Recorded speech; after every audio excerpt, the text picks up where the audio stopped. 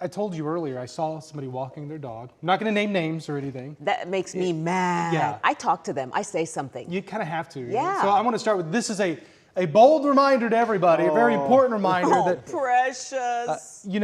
just imagine yourself walking barefoot on the sidewalk or on the street. So we're going to look at this weekend in particular because, if you're thinking you're going to take your dog for a walk, and I know a lot of you know better, but for those that may not know, just please know, if it's 100 degrees outside, even in the grass for the paws, it's 106 degrees. You're not usually walking on the grass in the Dallas-Fort Worth area. You're probably on the concrete, on the sidewalk. The sidewalk can be 145 degrees if the air temperature is 100. That is blistering heat. That will damage and severely hurt their paws. On the asphalt, it could be 160. 160. You are literally cooking their paws. If you're going to walk the dog this weekend, please wait till well after sunset or very, very early in the morning. It's too dangerous to be doing it in the middle of the day. 94 degrees, that was the high today. The normal high is 97. We got a little bit of a break because of all the clouds that we've had. 94 the temperature now, but it feels like 100. Dew point's still in the 70s, so it's still very humid outside. Our live allergy count, fungus is moderate, grass is low, goosefoot, ragweed, Dawkins sorrel, pine, and sagebrush. Those are all low today. Satellite and radar shows the clouds that were sticking around all day. We'll take that. Kept the temps from going to triple digits, but tomorrow not nearly as cloudy.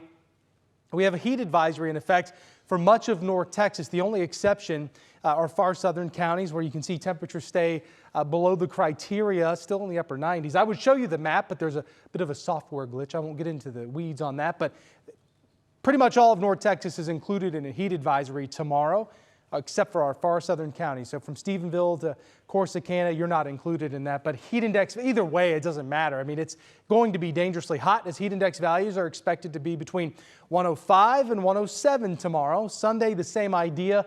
High temperatures of 102 on Sunday, 103 Monday. Look at that. Tuesday and Wednesday, 104, 105. Heat index values getting very close to 110. So this weekend, again, Saturday, we have the heat advisory that's in effect. That's likely going to be extended into Sunday. You're likely going to see it Monday, Tuesday, or Wednesday, and that could be upgraded to an extreme heat warning. So if you have outdoor plans this weekend, stay hydrated, limit time outside. I know a lot of that sounds like common sense to folks, but sometimes we forget. Always check the back seat. 81 degrees tonight. Warm and muggy and breezy. Tomorrow, 101. It's a mostly sunny day. Hot and humid with light winds out of the southwest 5 to 10. 14-day forecast. Triple digits all the way through the end of July. So the 14-day forecast, the first half takes us through the end of the month. 104 on Tuesday, 105 on Wednesday, Thursday 104, Friday 103. Low temperatures stay in the 80s over the next 7 days. As we go to the first week of August and the second half of the 14-day forecast, I mentioned earlier, a little bit of relief.